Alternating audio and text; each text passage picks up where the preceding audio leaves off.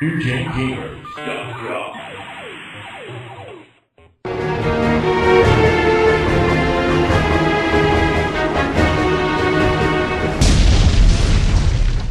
No, it actually ended up being released in 1986. 2 years after the original release date. So, you want to go more into exactly why this thing never made it out despite a great game like Pole Position 2? The biggest thing to blame is really the crash. The crash gave most of the video game companies the idea that video games were not viable. So that putting out a new product, even retailers shunned them. That's why Nintendo had such a trouble getting into the market to begin with. So, let's go more into this with another game. You want to finish the race? Oh, okay. I don't think... Did I wreck this one?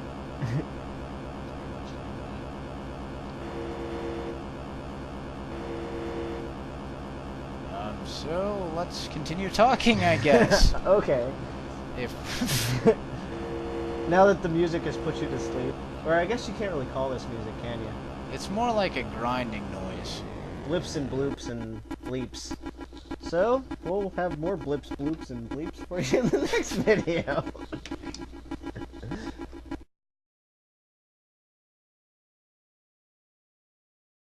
Alright everybody, we're going to try another 7800 title here. And continue with the lore of the 7800. Now we're playing Hat Trick. Which isn't really that challenging of a game. Now, we talked about the Atari 7800 coming out later than it was supposed to. And My goalie scored. And the reason why, the reason why was that I am really into my hockey action. Jack Tremiel is why.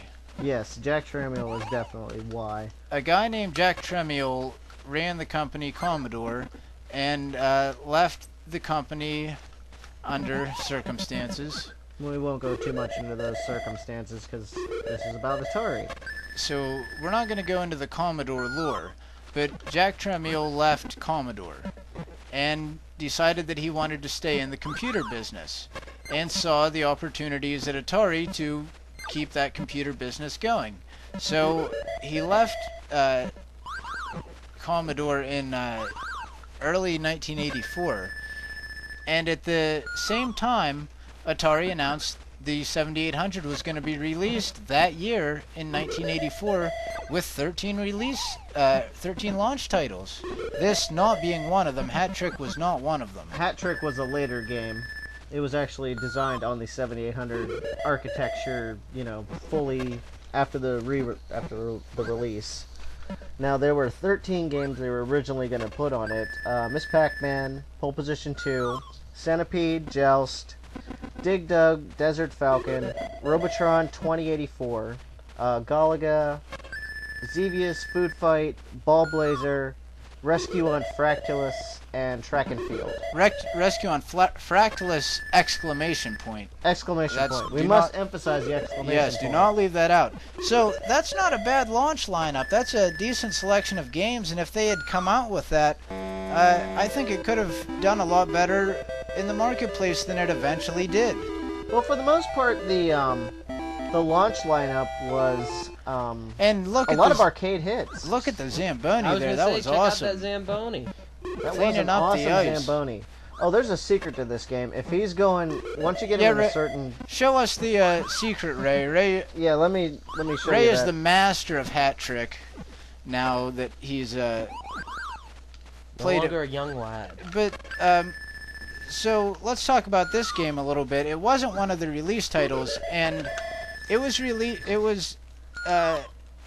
not very good when it came out. There's eventually. the secret. Go forward. Is that it? Yeah. This is it. Well, that is a not. Pretty cheap. That's pretty cheap. Yeah, I don't think this would entertain me for hours. No. But as we were saying, it wasn't one of the best games. But it was a sports title for him. Wow, But- my goalie scored. the system had problems in that way. None of the games were that great, but that launch lineup was a good lineup. No doubt. So everything was set to go. Atari was ready to launch this thing, but Warner wanted to dump the company. Warner Communications owned Atari and decided that the crash was losing them way too much money. At their peak, Atari was losing over $1 million a day. Yeah, That's a lot of money. that's a ton of money. They wanted to dump this thing bad. So they looked for a buyer, and out came one in Jack Tramiel. Jack Tramiel happened to be looking for a computer company. Atari happened to be a computer company that Warner wanted rid of. So it worked It out was a for him. match made in heaven. A match made in heaven, and a deal was struck in the middle of 1984.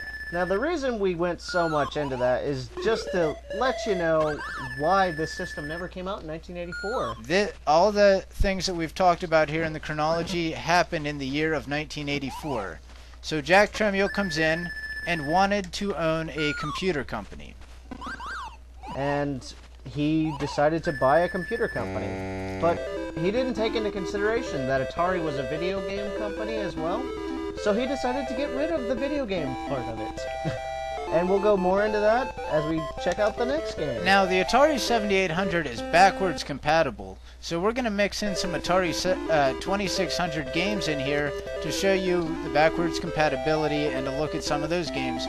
So let's take a look here at Skateboarding, and this was released later when the Atari 2600 Junior was out, along with the Atari 7800 Pro system.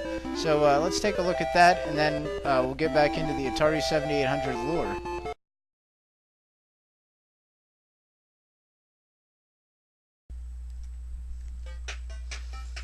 Okay, we're taking a look at Skateboarding for the Atari 2600.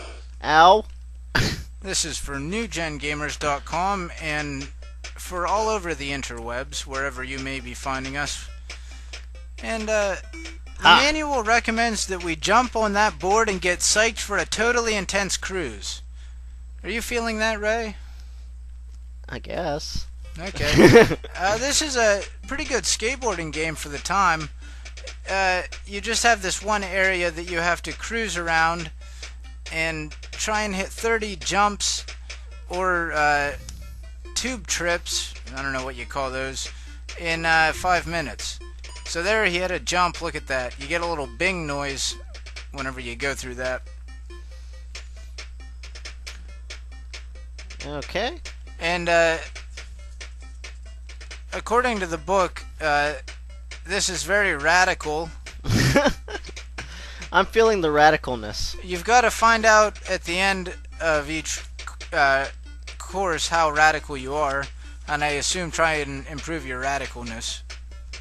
But what if you're already radical? I mean...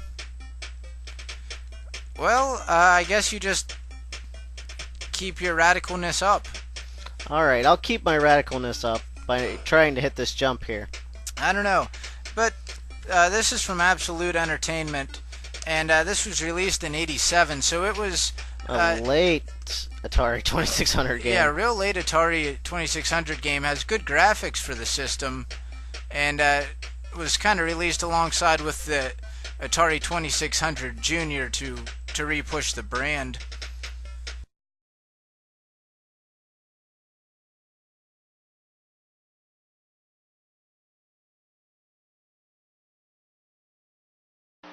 The more game cartridges a video game system plays, the more fun it is. And the Atari 7800 plays more games than the competition, and they're about half the price. Super games like Ball Blazer, one-on-one basketball, summer games, winter games, Karateka, Hat Trick, Impossible Mission, arcade classics like Pole Position, Centipede, Xevious, Deluxe Asteroids, Ms. Pac-Man, Joust, Galaga, Choplifter, Robotron 2084, all 2600 games like Solaris, Midnight Magic, Football, Kung Fu Master, Move Patrol. The Atari 7800. More games at about half the price. NewGenGamers.com.